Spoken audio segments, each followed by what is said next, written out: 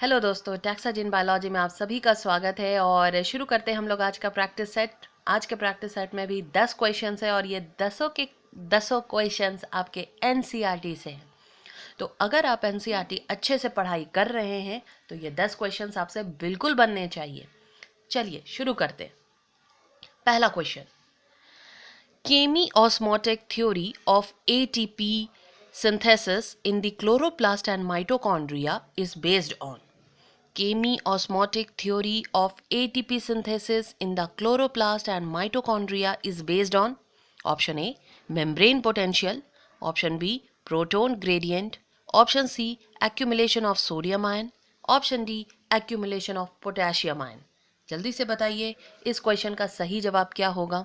Chemiosmotic theory of ATP synthesis in chloroplast and mitochondria is based on. तो इस question का जो सही जवाब है वो है option number B, that is proton gradient. Proton gradient is the correct answer of this question. Chemi osmotic hypothesis theory, ये आपको याद आ रहा होगा, that was given by Peter Mitchell. और इससे हम लोगों ने क्या जाना, प्रोटॉन ग्रेडियंट डेवलप किया जाता है ताकि एटीपी का सिंथेसिस किया जा सके. So chemiosmotic theory of ATP synthesis in the chloroplast and mitochondria is based on proton gradient. Next, plasmogamy is the fusion of. Plasmogamy is the fusion of option number A, two haploid cells including their nuclei, two haploid cells without nuclear fusion, sperm and egg, and option number D, sperm and two polar nuclei. जल्दी से बताइए इसका सही जवाब क्या होगा. Plasmogamy is the function of two haploid cells including their nuclei, two haploid cells without nuclear fusion, sperm and egg, sperm and two polar nuclei. तो इस क्वेश्चन का जो सही जवाब है वो है option number B, that is two haploid cells without nuclear fusion, that is called plasmogamy. Plasmogamy में दो हैप्लॉइड सेल्स फ्यूज करते हैं और कैरियोगैमी में आप देखते हो दोनों के न्यूक्लियस फ्यूज करते हैं. तो इस बात का हमेशा ध्यान रखें, two haploid cells without nuclear fusion, that is called plasmogamy. Question number 3, which of the following is a parasitic fungi on the mustard plant? Very important. Which of the following is a parasitic fungi on the mustard plant? Mustard plant का parasitic fungi बताइए. Option A, Albugo. Option B, Puccinia. Option C, Yeast. Option D, Stalago. जल्दी से बताइए इसका सही जवाब क्या होगा. Which of the following is a parasitic fungi on the mustard plant?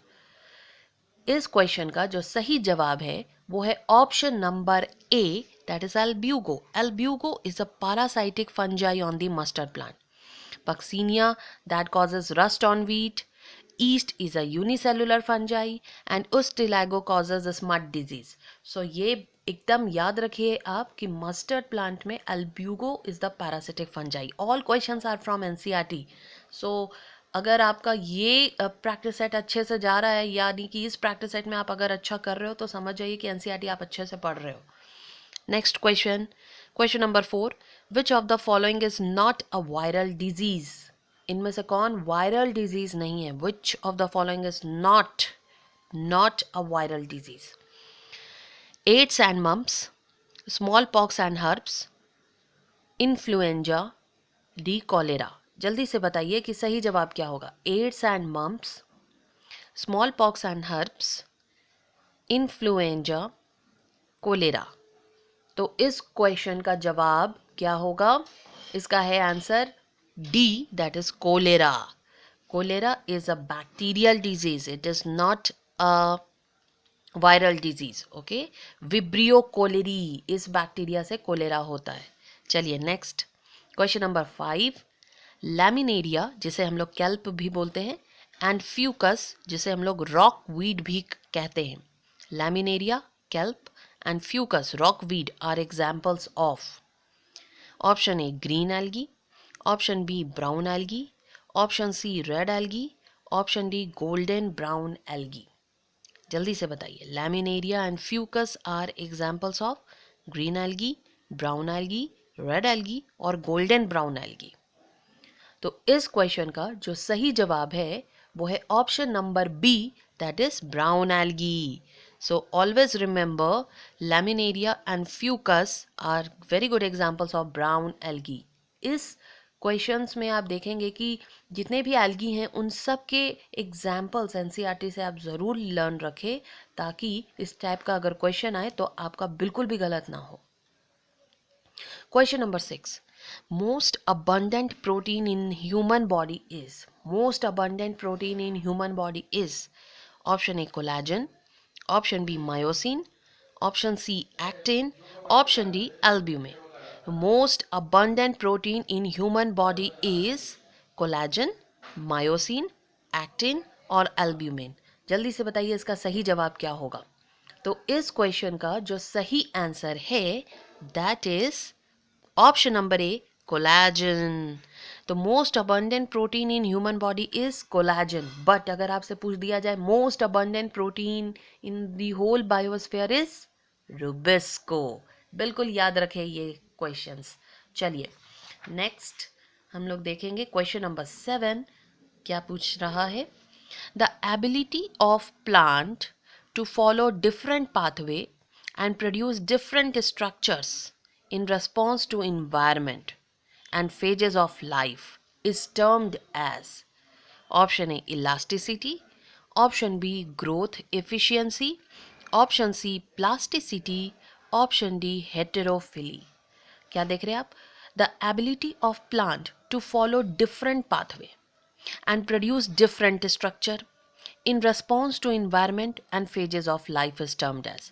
आपको पौधे की वो एबिलिटी बताना है जिसमें पौधा डिफरेंट पाथवे फॉलो करने लग जाता है या डिफरेंट स्ट्रक्चर प्रोड्यूस करने लग जाता है अकॉर्डिंग टू इन्वायरमेंट और phases of life. That phenomenon is called option A elasticity, option B growth efficiency, option C plasticity, option D heterophylly. तो जल्दी से बताइए इस क्वेश्चन का सही जवाब क्या है.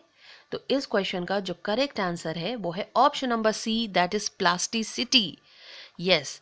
तो बच्चों हम लोग क्या देखेंगे कि पौधे की वो एबिलिटी जिसमें वो अलग पाथवे फॉलो करने लग जाए और डिफरेंट स्ट्रक्चर प्रोड्यूस करने लग जाए अकॉर्डिंग टू द इन्वायरमेंट और the phases of the life, that is called its plasticity. For example, heterophily in case of cotton, in case of coriander, larkspur. तो आप देखेंगे कि अलग अलग फेजेस और अलग अलग इन्वायरमेंटल कंडीशन में लीफ का शेप जो है वो अलग अलग हो जाता है. क्लियर है.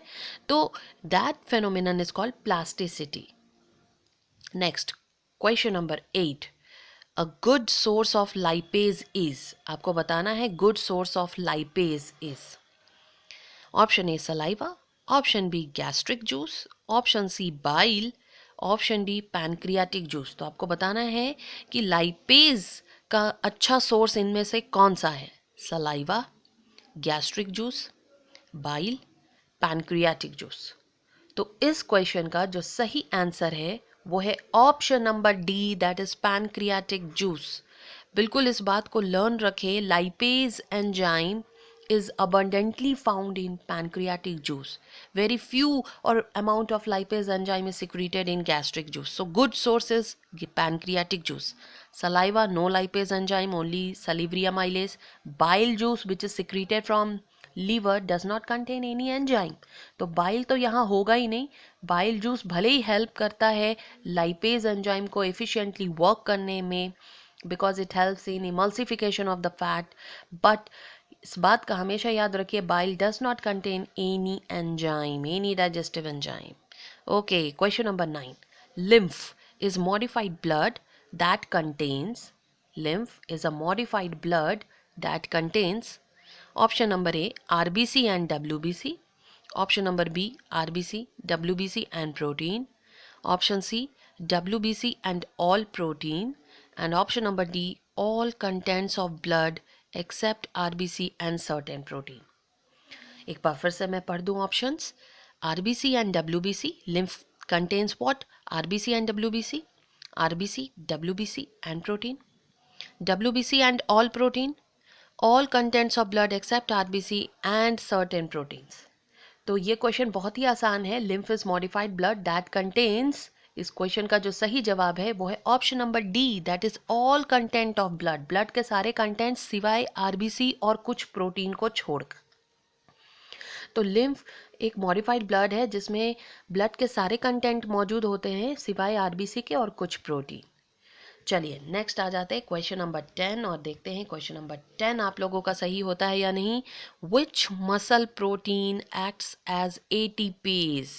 इनमें से कौन सा मसल प्रोटीन एटीपेज के जैसा वर्क करता है?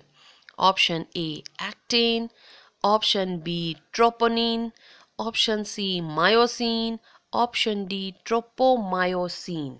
जल्दी से बताइए इसका सही जवाब क्या होगा। Which muscle protein acts as ATPase? Actin, troponin, myosin, tropomyosin.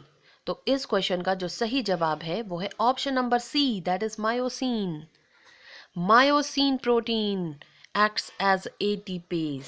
तो यहाँ पर हम लोगों का फिनिश होता है ये 10 क्वेश्चन का प्रैक्टिस सेट। और आई होप बच्चों आप लोगों का मैक्सिमम मार्क्स आया हो। मार्क्स जो भी आए मुझे कमेंट बॉक्स पे ज़रूर बताएं।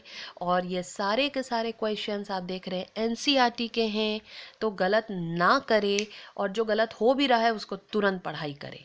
ओके, मिलते हैं हम लोग कल नए प्रैक्टिस सेट के साथ। Thank you.